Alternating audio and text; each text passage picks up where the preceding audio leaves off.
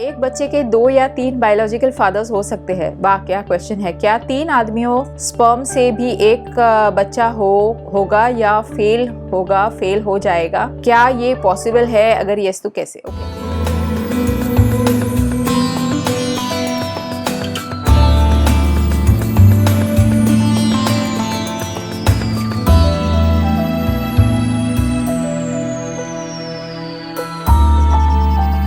चलिए अभी आपके क्वेश्चन का आंसर करते हैं। देखिए, अगर हम लोग स्ट्रिक्टली साइंस के हिसाब से जाए तो एक बच्चे के 4 बायोलॉजिकल पेरेंट्स हो सकते हैं।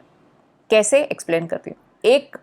वन हाफ ऑफ द, जैसे आपको पता होगा कि एक ह्यूमन बीइंग के अंदर XY या फिर XX क्रोमोसोम होता है। XY is a male, XX is a female. Alright, how can a person have 4 biological parents? Number 1, एक तो 1/2 of the chromosomal DNA comes from the mother, एक half of the chromosomal DNA comes from the father. Okay, 2 हो गए।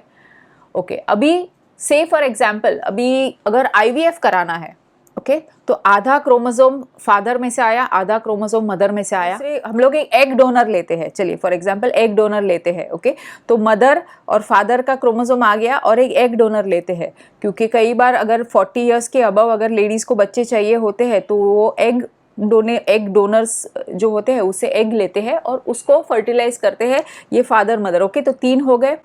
4th, ये जो fertilised egg होता है ये एक डोनर महिला में, जैसे सरोगेट मदर करते हैं, तो उसके यूट्रस में वो एग, फर्टिलाइज्ड एग या एम्ब्रियो को इम्प्लांट करते हैं। ओके, तो हो गए ना 4 बायोलॉजिकल फादर्स। एक पर्सन के अंदर मोर देन 1 DNA पॉसिबल नहीं है। ओके, अगर एग को अलग अलग हम लोग अगर फर्टिलाइज करते हैं, जैसे एक एग्जांपल अब मैं आपको बताती हूँ। आपने ये देखा होगा न्यूज में और काफी सारे टैबलॉइड्स में देखा होगा कि एक मदर को एक अफ्रीकन अमेरिकन बच्चा हुआ, ट्विंस हुए, उसमें से एक बच्चा अफ्रीकन अमेरिकन था और एक था वो यूरोपियन था। तो वो कैसे हुआ? तो देखिए, जब एक ही एग अलग अलग 2 स्पर्म से फर्टिलाइज होता है तो वो एक एग नहीं बनता, उसके 2 एग्स, 2 एम्ब्रियोज बनते हैं। एक ही एमनियोटिक सैक होता है।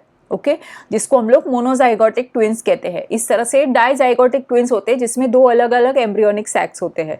तो इस तरह के ट्विंस हो सकते हैं, लेकिन एक ही बच्चा या एक ही ह्यूमन बीइंग के अंदर मोर देन 1 DNA पॉसिबल नहीं है। आप अगर ब्लड ट्रांसफ्यूजन करते हो, खून चढ़ाते हो, तो क्या वो आदमी के अंदर वो खून चढ़ाया हुआ होता है, उसका DNA आ जाता है? क्या उसके अंदर वो अलग कोई DNA बन जाता है? नहीं ना। कोई ऑर्गन ट्रांसप्लांट कराता है तो जो डोनर होता है, तो डोनर और रिसिपिएंट जो होता है, रिसिपिएंट के अंदर डोनर का DNA आ जाता है। जैसे मैंने आपको पहले क्वेश्चन पूछा कि ब्लड ट्रांसफ्यूजन करते हो तो क्या उसका DNA हमारे अंदर आ गया, या फिर ऑर्गन ट्रांसप्लांट करते हैं क्या उसका DNA? यस, उसका DNA हमारे अंदर आ जाता है। उसको माइटोकॉन्ड्रियल DNA कहते हैं, लेकिन वो आपको जेनेटिक जो कैरेक्टरिस्टिक्स है वो नहीं बनाएगा। ओके, इसका मतलब ये है कि अगर आप किसी से खून लेते हो तो ऐसा नहीं है कि आपके बच्चे वो जो जिससे आपने खून लिया है उसकी तरह दिखने लगेंगे। ओके, ऐसा नहीं होता।